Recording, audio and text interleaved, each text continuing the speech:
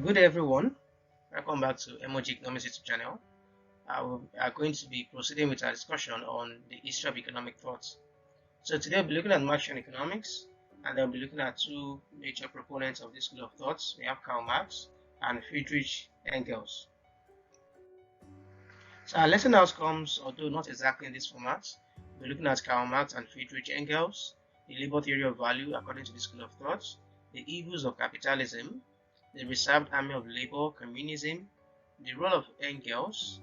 Okay, I think I already spoke about this at the beginning anyway. On no, I mean in the next slide. Then we have criticisms of this school of thought, and then you have an assignment. So here we have statue of Karl Marx and Friedrich Engels. So if you're facing your laptop as I'm facing mine right now, we have Karl Marx is the guy on my left hand side, and then Friedrich Engels is the guy on the right hand side. So this was the year, or these were the years they lived. 1818 to 1883 Karl Marx, 1820 to 1895 for Friedrich Engels. So technically speaking, um, Engels lived longer than Karl Marx, even though Karl Marx happened to have been 2 years older than he was at the time.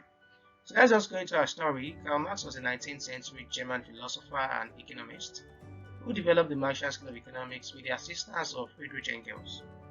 Alright, so the school of thought was influenced by the events that characterized the Industrial Revolution and capitalism at the time. So we've looked at classical economics, and then we've looked at the impacts of the Industrial Revolution, on the classical economics ideas, right? So this is also like kind of talking about this is an offshoot. Okay, this school of thought is an offshoot of what the classical economics were based on what they were talking about, in line of that industrial revolution. If you remember that we had Adam Smith that was looking at the division of labor, socialization, and all of that. So Karl Marx also has something to say, about all of those things. Engels co-authored the Communist Manifesto and helped define communism. He also helped publish the second and third edition of Das Kapital or Das Kapital. So Das Kapital happens to be, a publication by Karl Marx. So after his demise, Engels, publicized the second and third edition of it. So Engels was more of the financier of Marx's ideological ideals, or let me say publications, just as it is here. So you might be surprised that by the time we begin to look into some of the things that we have to say, in this particular school of thought, Friedrich happens to be from a rich family, right? So his family was benefiting from the Industrial Revolution at the time, right? So his family was benefiting from capitalism. So the thing is that if you happen to be an entrepreneur, capitalism is kind of great for you. If you happen to be a successful entrepreneur, because of the competitive nature of capitalism, you might be kicked out. Your business might be kicked out. So that's why I added successful, right? So if you happen to be a successful entrepreneur or capitalist, right, you're going to be making a lot of money then and even now, right? But the angle that Karl Marx was coming from was the angle of the workers. So what is happening to the workers, right, under a capitalist system? So what's happening to the workers? Okay, and then some of the things he said, then still hold true today, right? They still hold true today. So I think we should just be thankful of societies not being left, or countries not being entirely left to capitalist orders, because it might have been disastrous for the workers. So let's move on. What are the principles? So before the principles, let's just introduce ourselves to some things. Marxian economics is centered around the dignity of labor as denied and trampled upon under a harsh economic system, that is capitalism. Now, the school of thought argued that labor, being the main creator of wealth, ought to benefit the most from the exertion of its toils, and the denial of this benefit would eventually result in the demise of capitalism. So, which happens to be the harsh and impoverishing system by which laborers have been subjugated. Right? I think. Okay, let's just go into everything one by one, and then you begin to form opinions. You begin to form your own opinions. Now, the labor theory of value, right? So, how did this school of thought see it? Okay, Marx believed in the value in use and value in exchange narrative.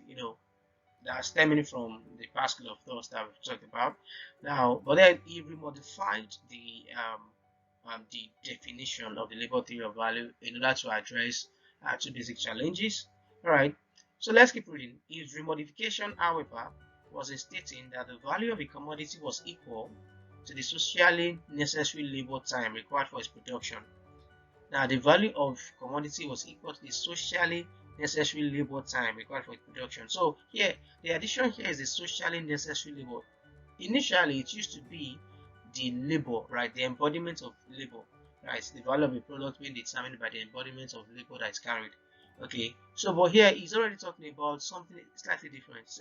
He said the embodiment of labor, but now it's the embodiment of socially necessary labor. Now, why did he say that? He said that because there happen to be two criticisms of the labor theory of value, and the first one is okay. Now, when we look at a commodity and say the amount of labor that went into it should determine its value, what if the commodity happens to be a useless commodity? What if I spend a lot of time creating a commodity that nobody values, that nobody wants, nobody uses? Okay, I remember during my childhood days, I was going to put clay together, right? And then I was making a house, like I made a small house with a piece of clay, okay. And then I used broom to make the roof. So like I kind of put broom, you know, on the roof of my mud house, and then I put clay. I used clay to cover the broom, so like the roof was able to stay, right, with the aid of my broomsticks. Okay, so now I think I spent a lot of time doing that stuff. So imagine saying that that thing was supposed to be valuable because of the lot of time that I put into it. So like that's one issue. So and that was what necessitated is remodification of what everybody knows, the value of a commodity to be or to be determined by. Okay, so it's saying socially necessary labor required for its production. So first thing is this commodity must be a useful commodity, right? And second thing is there might be two kind of workers. One is productive and the other one is not productive. Now, of course, we expect the productive and efficient worker to spend less time, in producing something than the unproductive worker, because the unproductive worker could just be lazing around, right? I could tell you to do something and then you're lazing around. You are not you're spending more than the required time to do that thing. So should we then say that the commodity that was produced by the lazy worker haven't spent a lot of time to come up with that commodity? Okay, should we say the commodity should then command a very high value, right? So here he's saying socially necessary labor, that is looking at the efficient kind of labor. Okay, so this is a commodity. So what is the efficient number of labor hours that should go into the production of this commodity, right? So it's not just talking about anybody just producing anything. So you get it, right? So that's the issue. So let's just read the whole thing. I've kind of explained this, so let's just do the reading. So Marx believed in the value in use and value in exchange narrative is remodification. However, was in stating that the value of a commodity was equal to the socially necessary labor time required for its production. In essence, a commodity must not be a useless item, and that it wasn't the actual amount of labor that went into the production of a good that mattered, but the average social amount, which is based on a specific productivity level. Right? I already explained that. So given a computer, I'm using a computer to record this stuff. Given a computer, what is the labor time? Alright, what is the specific productive labor time that should go into the production of this laptop? And the value of this laptop should be measured by that, not by just labor time. Like, do you understand it? So according to Marx, the use value is the usefulness of a good in meeting a practical purpose. E.g., the use value of food is the provision of nourishment for the body, and the use value of a hammer is in driving nails onto a surface. So I don't think we have any issue with use value, before this particular school of thoughts and even now, right? So the difference just happened in the value in exchange. Okay, so Marx's remodification addressed the shortcomings of the labor theory of value before him in two ways. First, opponents of LTV argued, that's labor theory of value, argued that a lot of labor hours could go into the production of a commodity, which turns out to be a useless commodity. So should that commodity count as being valuable because of the long labor hours of producing it?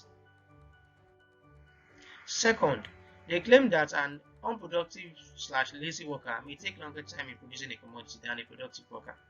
And should that make the commodity And should that make the commodity of the unproductive worker more valuable? Right. So that settles that. So to further establish that labor was the ultimate source of value, Marx argued that value is the measure of a commodity's worth in comparison to other values. What I'm trying to say here is, how do I know something is valuable? I'm going to know if something is valuable after I've compared it with something else, right? So like value doesn't stand in a vacuum. So for me to say this thing is better than the other one, so it means there has to be another one. Okay, there has to be a different one. For me to say A is better than B, or A is preferable to B, so there has to be something to compare with.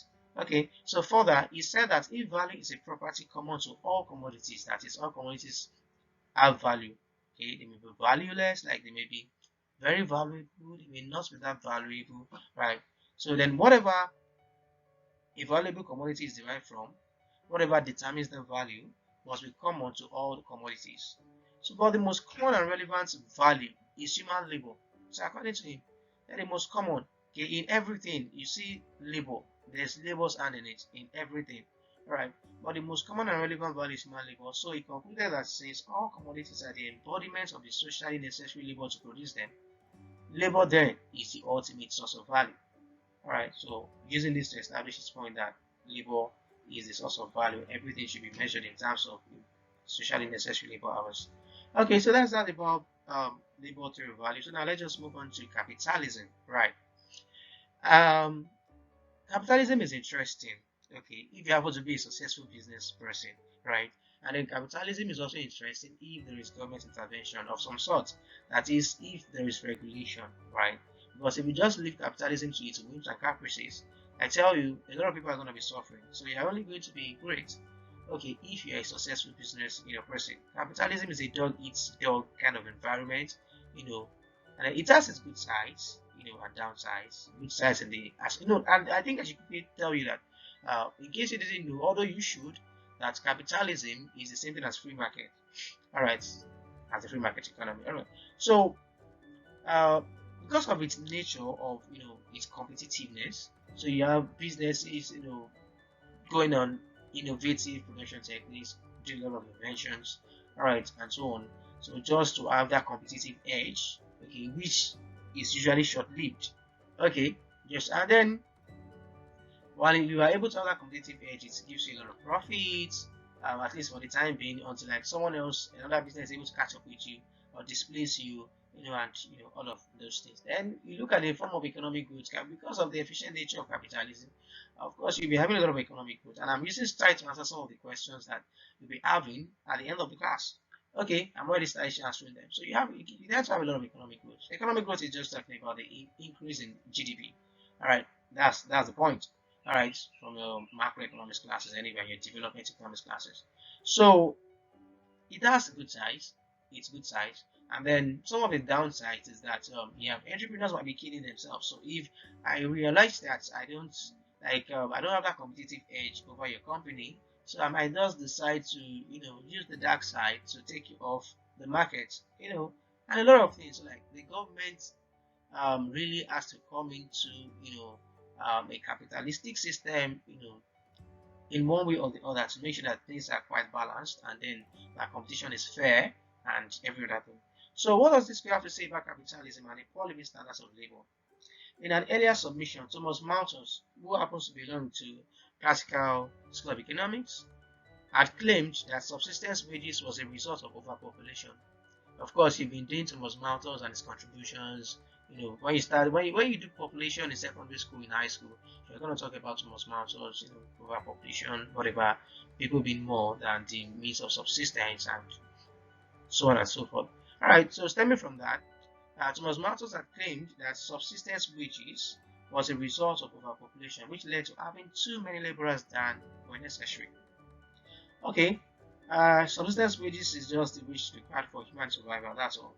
Okay, it doesn't make you rich just for you to be, for you to just have something to eat. But Marx disagreed, citing several reasons.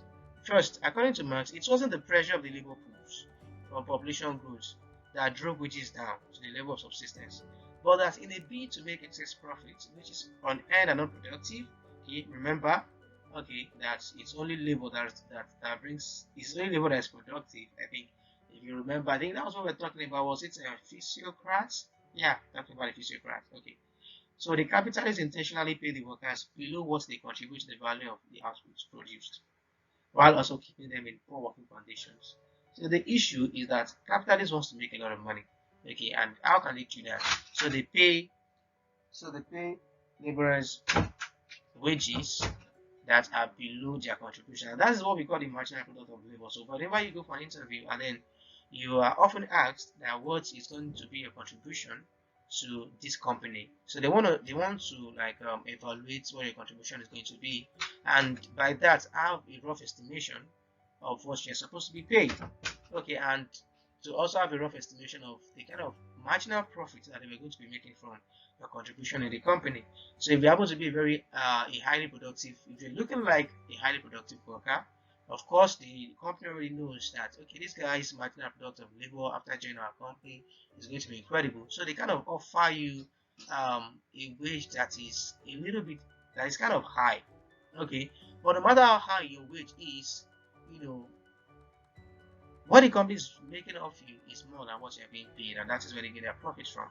Okay, and multiply that by the number of workers that a business has, so that runs into billions, millions and billions of whatever currency your country is using. Okay, so but here, Karl Marx was saying that besides paying workers, besides paying them poor intentionally, they are also kept in poor working conditions so that that surplus that is being obtained from each worker is going to be as high as possible. Okay, and it's going to lead to a lot of profits for the capitalist. So it is not really a point that okay, it's overpopulation that is driving wages down. It is that capitalists intentionally okay pay these people poor wages because they want to rip them off. So the surplus value, which is the difference between the value of labor in output and the market value of output, okay, is more or less like talking about you know revenue minus cost. No, not revenue minus cost. Yeah, yeah, something like that. Okay, market value of output. Okay, the price that is being sold, and then the value of labor, like the costs of the product. So was that the capitalists profiteered from, and they strive to make it as high as possible by keeping wages only at the level of subsistence. He also pointed out that labor to the capitalists was a mere commodity, and that capitalism only benefited a few select. Okay, so it was just like a mere commodity. So it wasn't seen as something that had dignity. It was something that could be bought and sold. So that was the way capitalists saw it, according to Karl Marx. Now, to further buttress his point as to why wages were low at the time, Marx argued that the very nature of capitalism necessitated fewer use of labor and more capital, who can produce all that is necessary for the society's requirements. You remember the division of labor kind of a thing. Remember that it was the industrial age that brought about capitalism and all of that. So like more machines were being utilized. So and then when you machines, you remember okay the story of the pin factory that I think when machines were not involved, when machines were not involved and there wasn't division of labor like that, 200 pins or 20 pins per day, right? If you remember the story, and then became 48,000 pins or thereabout when machines became involved and then there was division of labor. So like that's how incredible machines can be. Okay, so he was saying that capitalists use more of machines, and with that they can afford to pay workers very poor wages. So it is by this that the capitalists were able to keep an extra labor force called the reserve army of labor. Okay, which also availed them the opportunity to pay low wages and keep workers in poor working environments. So what is the reserve army of labor that the capitalists were keeping, according to Karl Marx? Now, the reserve army of labor, when you say army, alright, so army has a rank, right? You have people just coming in, you have their bosses, whatever they are called. Okay, so this refers to the inventory of unemployed and underemployed workers being conscripted, okay, like and regimented in the workplace in a hierarchy, okay, under the command or authority of the owners of capital, okay, under the command or authority of owners. So you have it's more or less like a labor force, like a labor pool. Okay, but here you have some of them being underemployed, some of the workers being employed, and they are kept, for okay business is booming. Okay, so you can just bring in more of them, and then maybe just send one guy off. They are basically kept for capitalists to have choices. Okay, and then when you have a lot of people that are willing and available to work for you, of course, why should I pay somebody a high wage rate when someone else can just do it and probably do it better than the person that is doing the work right now? Okay, so the term itself, the Reserve Army of Labor, was a term already used by Engels in his 1845 book titled The Condition of the Working Class in England. And if you remember, mercantilism, mercantilism, classical economics, it was England, Britain, and so on and so forth. Okay, according to Marx, the capitalists kept the reserve army for times of overproduction, insinuating a business cycle. Now, I'm not saying that Karl Marx mentioned business cycle. He may have not. I didn't read all of his books. Okay, but I'm saying here that for him to say a period of over, that means there might be a period of overproduction, underproduction, or just optimum production, or I don't know.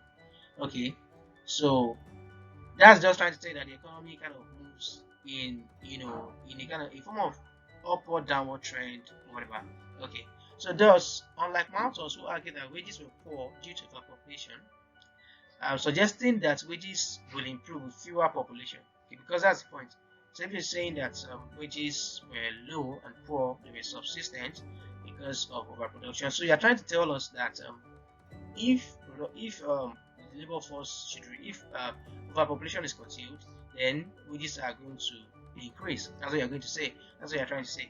But Marx's argument was that it was in the interest of the capitalists that there was overpopulation, insinuating that it was ambitious to hope that wages will significantly improve under capitalism. As the bigger the reserve army, the lower the wages and vice versa.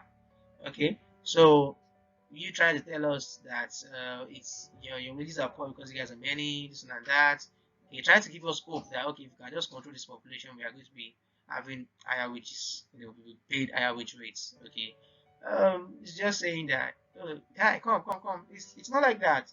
Okay, it's actually in the interest of the capitalists that there was overpopulation. Okay, like they want that. Okay, so and don't let them just kind of bamboozle you and say that this it's not like that. They want overpopulation. It's in their own interest. Okay, so by the way, the reserve army contained this the stagnant pool, the floating reserves, and the latent reserves. Like look at the composition of the reserve army that Karl Marx said the capitalists were keeping.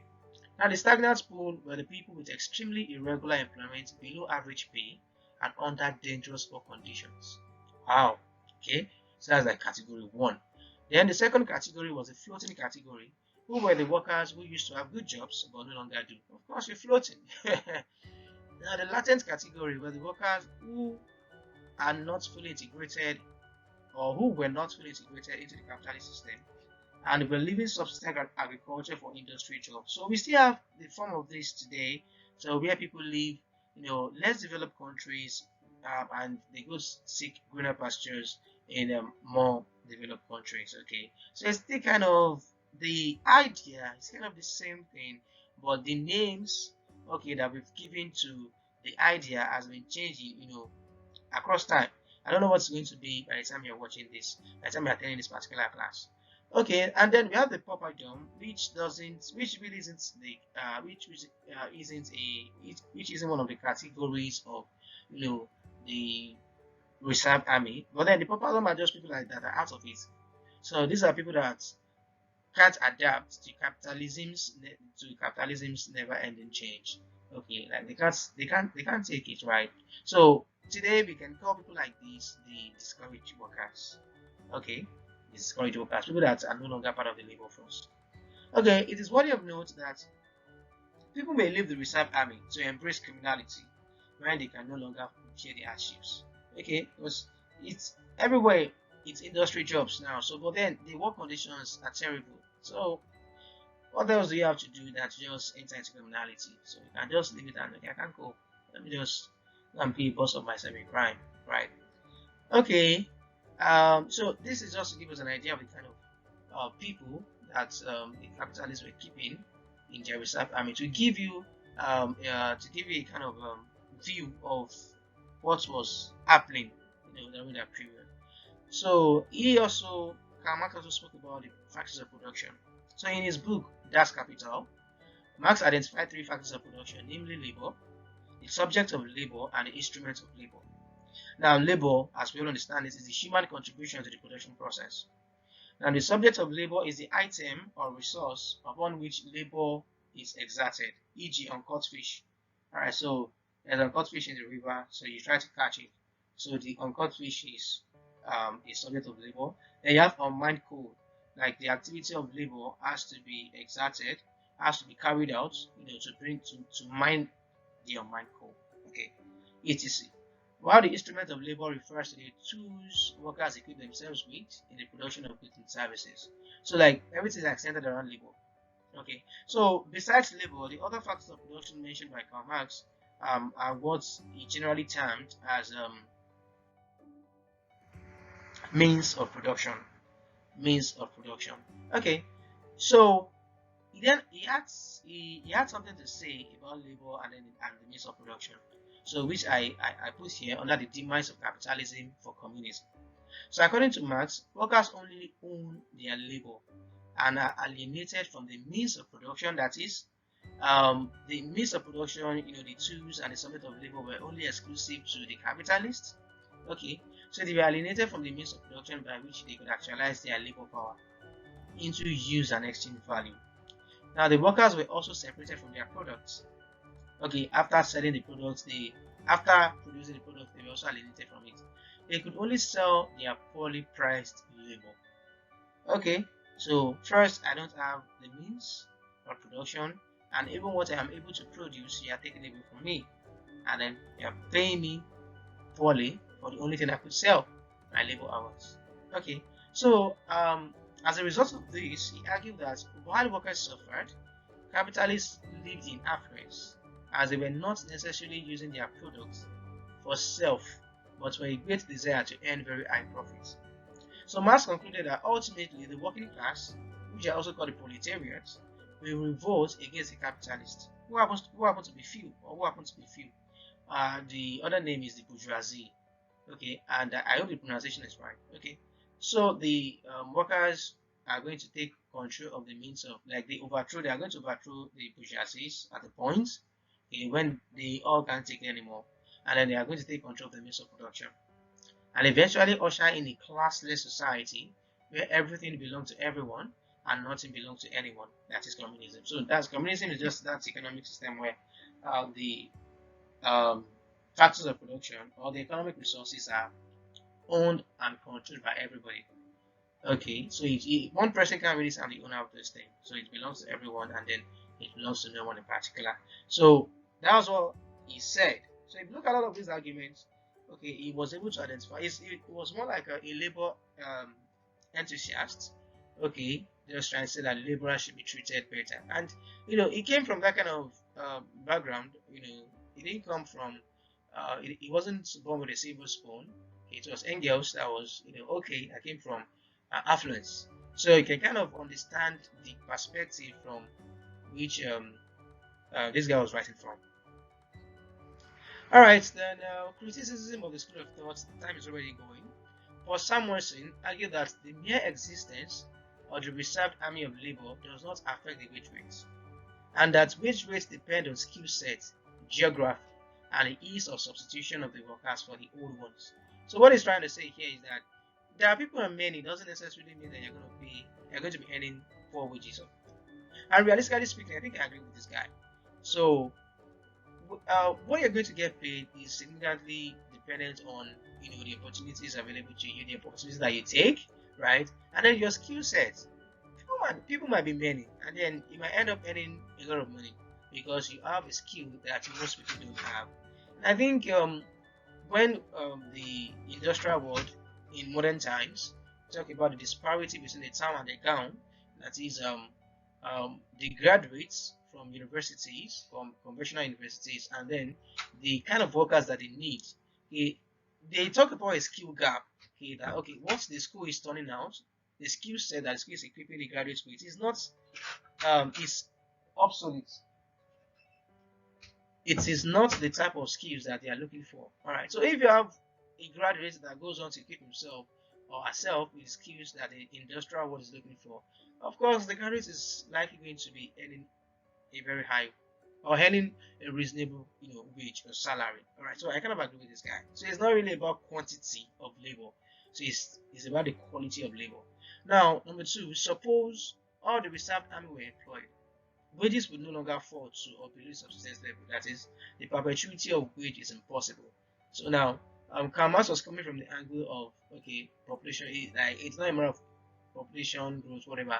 Okay, like and to some extent, or to a large extent, I don't know, I don't even know how to put this. But then here, it's the criticism is that it's not really about number of people. Okay, now let's even assume that everybody was employed. Now you are still kind of painting a dim society where capitalism was going to become communism.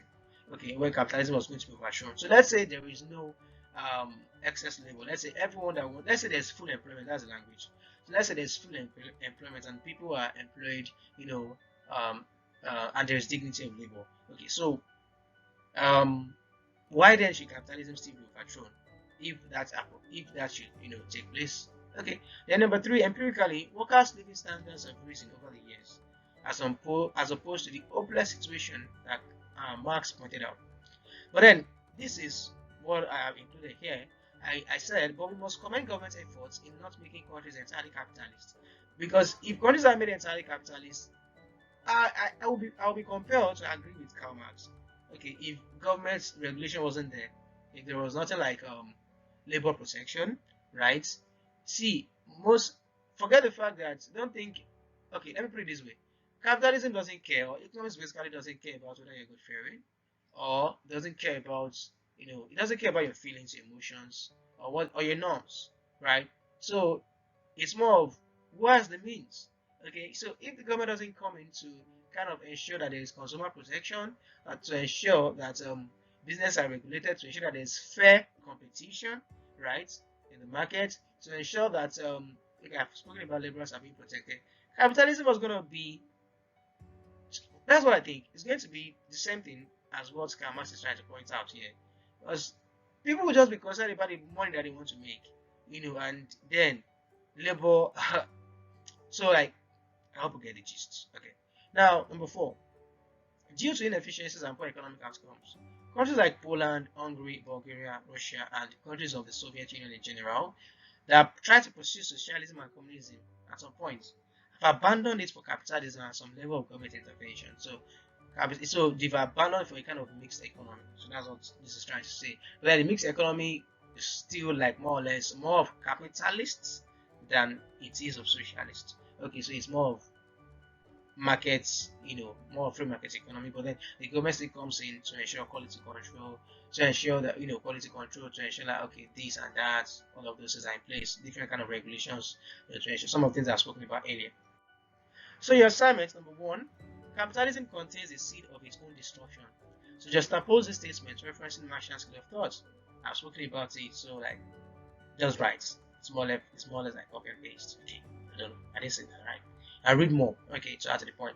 Now, critically discuss the fate of the following in relation to capitalism: A. Unemployment, profits, economic growth, and economic development. All right. Of course, economic growth is economic development, and so that's what you gotta do.